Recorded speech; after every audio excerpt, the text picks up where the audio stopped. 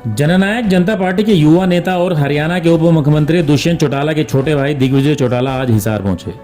हिसार पहुंचकर उन्होंने 6 तारीख को इंसो के द्वारा हिसार में किए जा रहे छात्र हुंकार रैली की तैयारियों का जायजा लिया। इसके बाद वो जाट कॉलेज पहुंचे और वहां पर छात्रों से रूबरू हुए। छात्रों से रूबरू होने के बाद वो पत्रकारों से बातचीत करने के लिए पीडब्ल्यूडी रेस्ट हाउस पहुंचे। यहाँ पत्रकारों से बातचीत करते हुए उन्होंने कहा कि इस छात्र हुंकार रैली में पूरे हरियाणा से विद्यार्थी पहुंचने वाले हैं। इस रैली का मुख्य मुद्दा हरियाणा में दोबारा से छात्र संघ चुनाव करवाना है।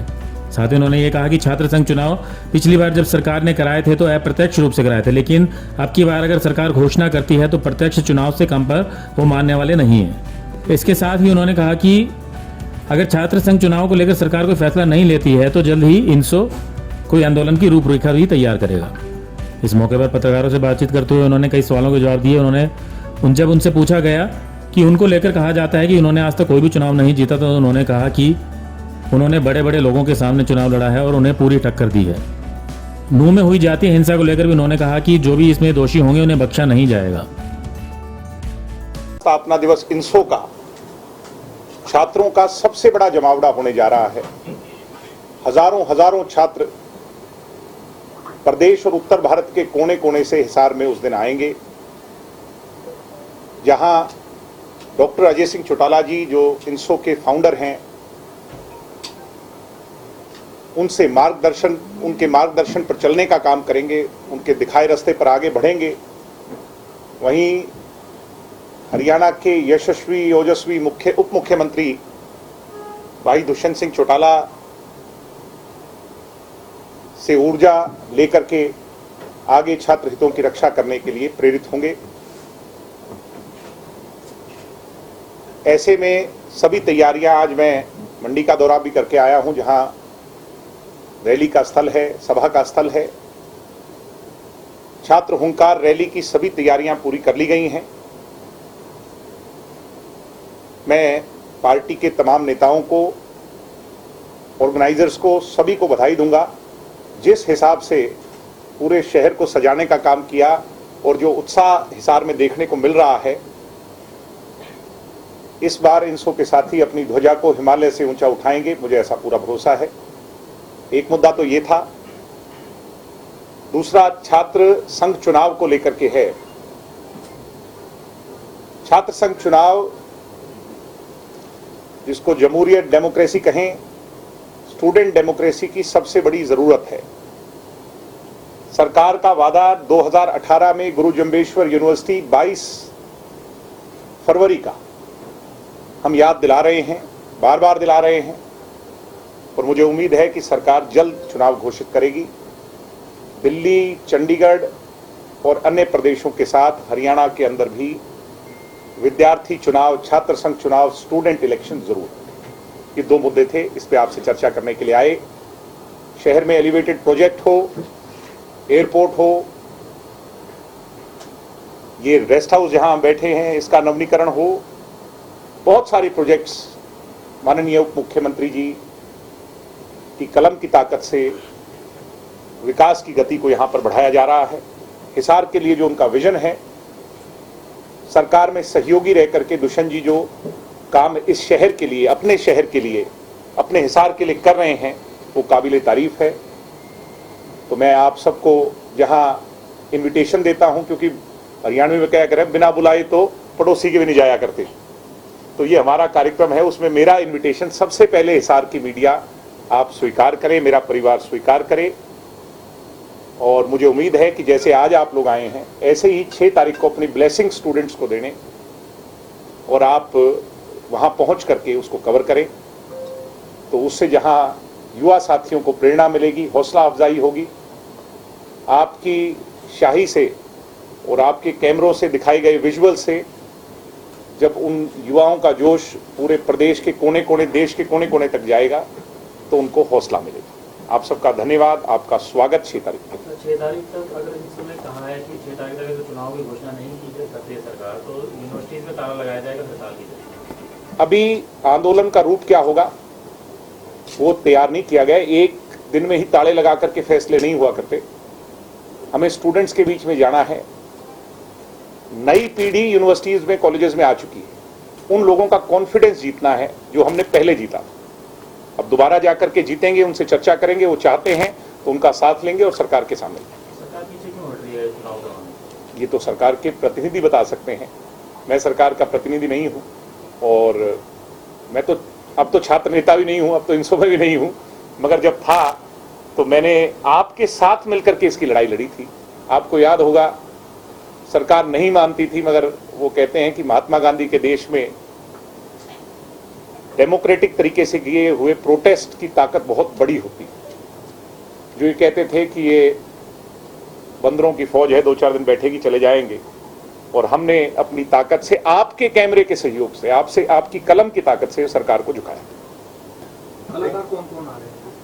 कलाकार जो इंसो है उसने बहुत सारे कलाकार साथी जो हरियाणा से भी, क्योंकि कई बार ये लगता था कि दूसरे पंजाब के और साथी ज़्यादा आते हैं, मगर इस बार हरियाणा के कलाकारों को भी ज़्यादा प्रोत्साहित करने के लिए उनको अवसर यहाँ पे इस कार्यक्रम में शामिल होने का मिलेगा। चाहे वो हरियाणा के, अब कलाकारों के नाम तो मुझे एमडी हो गया, MC स्क्वायर है जिसने बड़ा नाम रोशन किया हरियाणा का, हमारी बहन है प्रांजल दैया, वो आ रही हैं, और हैं गिरी कमन है, फाजिल पुरिया है, हनी सिंह है, अल्फाज जी हैं, सभी लोग आ रहे हैं, शामिल हो रहे हैं। पॉलिटिकल लोग कौन कौन आएंगे? पॉलिटिकल लोग, ये छात्रों की रैली है, इंसो की रैली है, और इसमें इंसो के साथी, युवा साथी, देखिए हमारा मकसद साफ है कि हम गरीब घर के बच्चे को बड़ा प्लेटफॉर्म देना चाहते हैं, आम घर के बच्चे को राजनीति में आगे देखना चाहते हैं। इसलिए अगर बहुत सारा जमावड़ा पॉलिटिशियंस का हो जाएगा तो उन बेचारों की आवाज नहीं आगे उठ पाएगी। तो हमारा प्राइम मोस्ट मकसद जो है वो उन्हीं की आवाज को उस बड़ी रैली से मौका देने का है। बाकी हमें मार्गदर्शन देने, हमें आशीर्वाद देने, हमें दिशा दिखाने डॉक्टर अजय सिंह जी आएंगे ही, माननीय उप मुख्यमंत्री दुष्यंत जी भी शामिल हैं। छात्र संघ के चुनाव ऐसे जो कार्यक्रम होते हैं उसमें जो व्यवस्था जो है नहीं बन पाती, जो छात्र है, यूथ है, वो उग्र हो जाता है, तो कुछ इस तरीके की नहीं, हमारा कोई भी कार्यक्रम आप उठा करके देखें, एक दफे कैथल के अंदर कार्यक्रम हुआ था जिसमें 50-60 हजार स्टूडेंट्स आए थे। इस बारी तैयारी हमारी उससे सवाई है, तो मैं मानता हूं कि हम अपने रिकॉर्ड को खुद तोड़ेंगे। और आप पता लगाइए अपने कलीग्स जो कैथल में हैं उनसे कि कितना व्यवस्थित कार्यक्रम था। हमारी कोई भी सभा व्यवस्थित रही और आगे भी रहेगी, ये मैं आपको रेस्ट एश्योर करता हूं। आप तो आएंगे, तो आप सब आएंगे तो आपके कैमरे और विजुअल दिखाएंगे। कार्यक्रम में जो कलाकार हैं उनके काफी बड़े नाम जो हमारे इंडस्ट्री के हिसाब से बात हैं, तो छात्र जो राजनीतियों के मुद्दे वो उनको नहीं हो जाएंगे? अब छात्र राजनीति के मुद्दे तो बिल्कुल भी उसमें नहीं दबेंगे जब तक कि मीडिया सिर्फ अगर उन्हीं पे फोकस करे। अगर आप अपनी कलम से ज्यादा छात्रों के बारे में लिखेंगे तो नेचुरली छात्रों के मुद्दे आगे जाएंगे। मगर हमारा मकसद ये है कि युवाओं को एक प्लेटफॉर्म पे एकत्रित किया जाए, उनकी आवाज को बुलंद किया जाए। आज हरियाणा का यूथ क्या चाहता है, हरियाणा का छात्र क्या चाहता है, विद्यार्थी क्या चाहता है, छात्राएं क्या चाहती हैं, उनकी आवाज को उठाएं। छात्र संघ के चुनाव, आपने कहा कि इसी मुद्दे के लिए आए हैं और एक इन्विटेशन देने के लिए आए। छात्र संघ के चुनाव को लेकर क्या सर, मैं आप तो देखो, वो कहते हैं प्रत्यक्ष को प्रमाण की आवश्यकता नहीं होती। आपसे कुछ छुपा थोड़ी है हिसार के लोगों से। नोटिफिकेशन है सरकार की, और नोटिफिकेशन पर सरकार अगर अब कदम नहीं आगे बढ़ा रही, पीछे कोविड था, 2 साल नहीं, मैं बिल्कुल, हाँ जी बिल्कुल शामिल हैं। हम 20% के हिस्सेदार हैं, सरकार के सहयोगी हैं, और दुष्यंत जी सरकार के अंदर रह करके छात्र संघ चुनाव की लड़ाई लड़ रहे हैं। फैसला दुष्यंत जी ने नहीं लेना। इसलिए मैं ये कहना चाह रहा हूं कि सरकार अपने वादे को पूरा करे। हम कोई ज्यादा नहीं चाहते, हम तो सिर्फ इतना चाह रहे हैं कि सरकार का जो वादा आपके सामने 2018 में ईमेल के माध्यम से लेटर जारी हुआ था, माननीय मुख्यमंत्री जी और शिक्षा मंत्री जी तत्कालीन रामविलास शर्मा जी दोनों ने कमिटमेंट किया था प्रत्यक्ष छात्र संघ चुनाव का, उसको मेरा सवाल आपसे ये, आगामी चुनाव लड़ने की संभावना है आपकी हिसार से? सर, चुनाव तो पार्टी लड़ाती है और हम पार्टी के कार्यकर्ता हैं। जहां से पार्टी आदेश देगी, मैंने तो कभी परवाह नहीं की। पार्टी ने, वो कहते हैं आग का दरिया डूब के जाना है, तो हमने तो जो भी पार्टी ने आदेश दिया हम तो उसी के लिए तैयार रहे, आगे भी रहेंगे, कहीं भी पार्टी आदेश है। जैसे जिक्र किया था छात्राओं को लेकर जिक्र किया है, लेकिन छात्राओं की या अगर युवा में बात करें, मेन जेडी में बात करें, महिलाओं की भागीदारी बहुत कम नजर आती है, जो नेताओं की अगर बात। अरे मैं तो हैरान हूं कि आपने भैया मेरे से ऐसा प्रश्न पूछा। दुष्यंत जी ने 50% हिस्सेदारी, राजनीतिक आरक्षण, इस हिंदुस्तान में 27 विधानसभा हैं, पहला राजनीतिक आरक्षण दुष्यंत जी ने दिलाया है 50% महिलाओं को। 33 नहीं आएंगी, आप आए उस दिन देखें, हमारी बहुत बहनें जो है ना अच्छा काम कर रही हैं, उनको हम आगे बढ़ाएंगे। और 33% राशन डिपो जो चलाएंगी वो महिलाएं चलाएंगी। हम जैसे कहते हैं पेंशन चौधरी देवीलाल जी ने 100 दी थी, आज पूरे देश में मिलती है पेंशन, कश्मीर से कन्याकुमारी तक पेंशन मिलती है। दुष्यंत जी ने 50% आरक्षण महिलाओं को राजनीतिक दिया है, ये भी थोड़े दिन में सारे देश में लागू हो जाएगी। ये जो लॉ जलाई है ये क्रांति बन जाएगी। विजय जी, कांग्रेस के कुछ लोग कहते हैं कि कलाकारों ने भी इनको ज्वाइन कर रखी है क्या? अब ये तो कोई सवाल नहीं हो, तो कांग्रेस के लोगों का मैं तो उनको भी इनवाइट करूंगा कि आप भी आए। उस कार्यक्रम, कितना बड़ा कार्यक्रम होगा, सब आए, पूरा हरियाणा आएगा।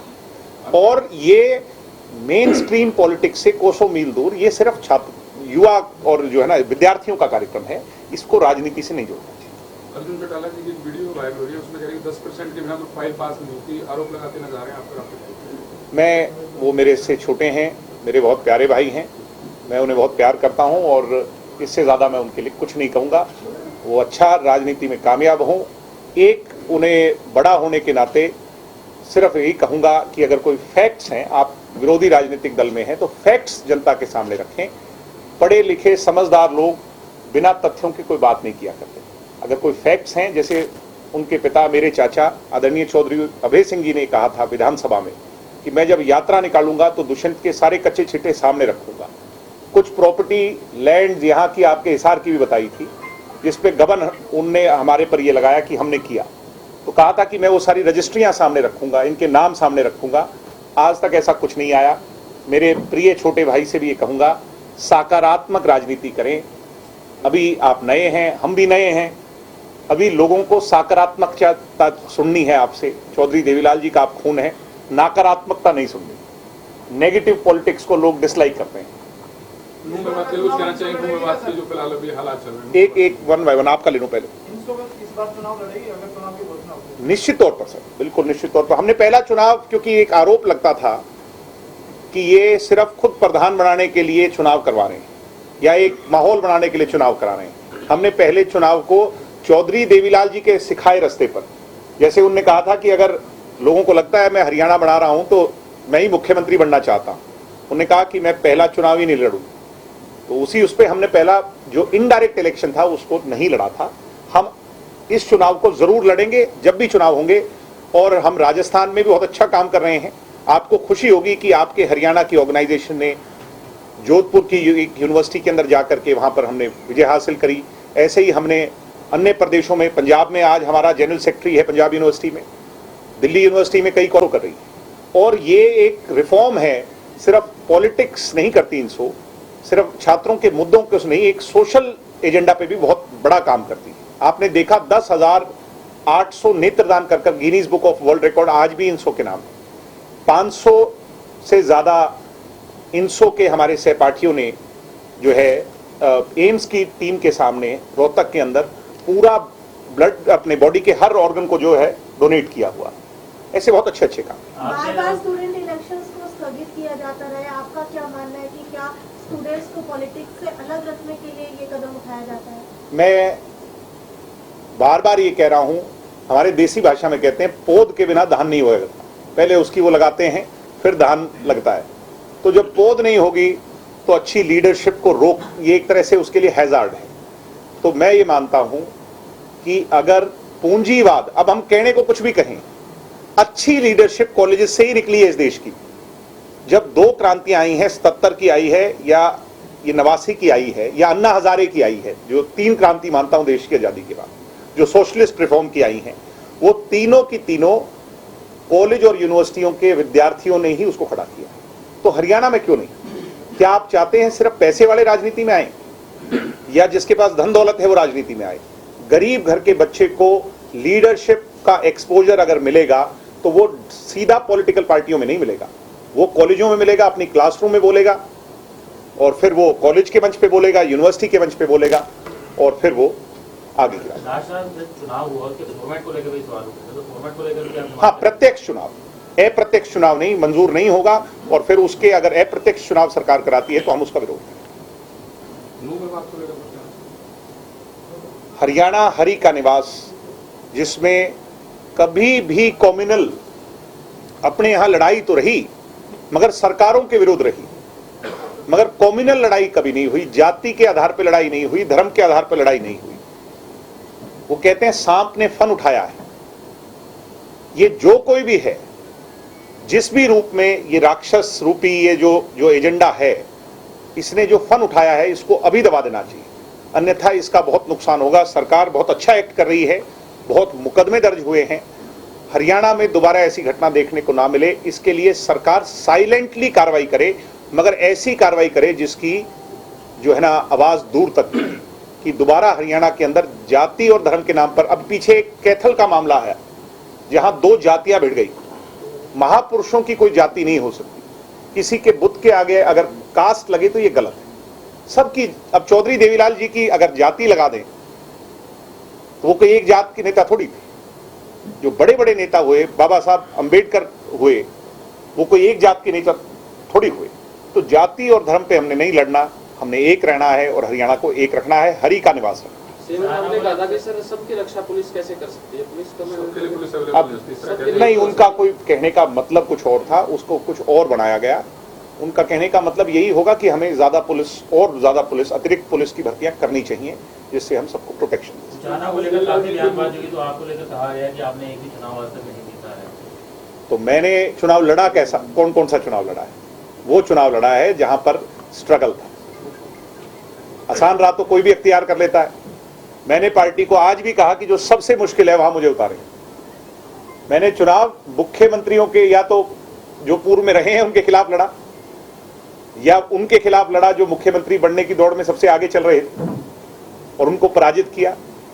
आपके बयान को ज्यादा तवज्जो नहीं देती कांग्रेस, से कहती है कि उनके पास कोई ऑफिशियल वो नहीं है, तो क्या ये इम्पोर्टेंस मैं चाहता हूं कि वो मेरे बयान को तवज्जो ना दें। सर, जैसे जेडीसी और इनर दोनों चौधरी देवीलाल जी के नाम से वोट मांगते हैं, लोग किनकी बातों पे भरोसा करें कि हाँ देवीलाल जी की पर्चियों पर ये पार्टी चलेगी? ये लोगों ने तय करना है, और लोग जमहूरियत के अंदर अपने वोट से तय करते हैं। 17% वोट दुष्यंत जी के पक्ष में है, 1% वोट इनेलो के पक्ष में है। तो जमहूरियत का फैसला आपके सामने है। डॉक्टर साहब ने कहा था सर, जो दंगा करने वाले हैं उनसे इसका सारा का सारा हर्जाना जो वसूला जाएगा। अब दंगा करने वालों के पास में कुछ होगा तभी कुछ होगा ना। तो लोग कह रहे हैं कि सरकार ने पल्ला झाड़ दिया। ऐसा नहीं है, जो भी लोग हैं सरकार कार्रवाई करेगी और जरूर उनसे पूरा हर्जाना इसका जो है ना पूरा करवाएगी। दंगा हुआ, गलत हुआ, पहला हमारा प्राथमिकता रहनी चाहिए हरियाणा को इस आग से निकालना, उसके बाद की बातें हैं सारी। हरियाणा के अंदर पीस एंड प्रोस्पेरिटी हो, ये हम अंतिम सवाल, कल एक चौधरी देवीलाल जी की मूर्ति टूटने का मामला सामने आ रहा है, आपकी नजर में है क्या? वहां पर कंस्ट्रक्शन चल रही थी, उसके सौंदर्यीकरण को लेकर के मूर्ति के आसपास, और जो वाइब्रेशन है, वाइब्रेशन और निरंतर बारिश से उसमें मूर्ति के अंदर कोई कमजोरी आई है। रात को वो खंडित हुई, खंडित तो नहीं कहूंगा, वो जो उसका हिस्सा टूट गया। उसी समय उप मुख्यमंत्री जी ने संज्ञान लिया, हमारी पार्टी के लोगों ने संज्ञान लिया। जो मूर्तिकार है वो जयपुर बेस्ड है, जिन्हें मूर्ति बनाई, उनको कल रात को दिशा निर्देश दे दिए गए। आज काम शुरू हो चुका है। मूर्ति को कवर कर करके बहुत जल्द उसका पूरा काम दोबारा उसको रिफर्बिश करना है, उसको चेंज करना है, बदलना है, वो तय करेंगे, मगर बहुत जल्द उसको ठीक कर लिया जाएगा। ये किसी की कोई शरारत से नहीं हुआ, ये मूर्ति खंडित नहीं हुई, वो कमजोर होने के कारण, वाइब्रेशन के कारण, उसके जो आसपास काम चल रहा था उसके कारण उसमें कोई कमजोरी। अभय जी कहते हैं कि दिग्विजय को ज्यादा प्यार दिया जिस वजह से वो लाड प्यार से बिगड़ा। हाँ दिया, आपके सामने ही दिया। हरियाणा में स्टूडेंट अपने हितों को लेकर जागरूक नहीं है, इसलिए कलाकारों को बुलाकर स्टूडेंट को बुलाने की जरूरत पड़ रही है। अरे युवा साथी चाहते हैं कलाकार आए, तो क्या दिक्कत है? ये कैसी बात है? युवा साथी चाहते हैं, अगर उनके मनोरंजन के लिए कोई आए। आप नहीं चाहते? आप जब घर जाते टीवी नहीं चलाते, एंटरटेनमेंट नहीं देखते? तो युवा अगर एंटरटेन होना चाहते हैं तो क्या दिक्कत है? आप भी आओ, मैं भी आऊं, अपने बच्चों को जरूर लेके आए, वो भी एंटरटेन हो। ऐसा बताया जा रहा है कि आगे इनेलो और कांग्रेस जो है आने वाले चुनाव में गठबंधन करके चुनाव लड़ेगी। तो अच्छी बात है, लड़ना चाहिए। लड़ना ही चाहिए। वो कांग्रेस के खिलाफ चौधरी देवीलाल जी ने 60s में कांग्रेस छोड़ी थी और मुझे लगता है कि वो ये कह के गए थे, ऑन रिकॉर्ड कह के गए थे कि कभी मेरे बच्चे भी कांग्रेस के साथ नहीं जाएंगे, आने वाली पीढ़ियां भी नहीं जाएंगी। तो वो उन्हें करनी चाहिए, जो आज इनेलो के लोग हैं उनको करनी चाहिए। आप बीजेपी का दामन कब छोड़ेंगे? 90 सीट पर लड़ना है तो बीजेपी का दामन छोड़ना होगा। निश्चित तौर पर जब बीजेपी, मैं एक इतिहास बताता हूं, बीजेपी के 2 सांसद थे, 2 सांसद जब थे तो वो किसी गठबंधन का हिस्सा भी रही, किसी को सपोर्ट करती रही। उसके पश्चात 2 बार तो अटल जी बने, 2 बार मोदी जी बने और तीसरी बार भी मुझे लगता है कोई दिक्कत नहीं आएगी, मोदी जी बन जाएंगे। ऐसे में वो 2 से यहां पहुंच गए, हम 10 पे हैं, क्या हम 90 पे टारगेट नहीं कर सकते? क्या हम अपने नेता को आगे बढ़ाने की दिशा में नहीं सोच सकते? वो उनका अधिकार था, ये हमारा अधिकार है, और हम कब कौन सा फैसला लेंगे ये पार्टी तय करेगी। Thank you. ब्यूरो रिपोर्ट, नई ताज़ा न्यूज़, हिसार।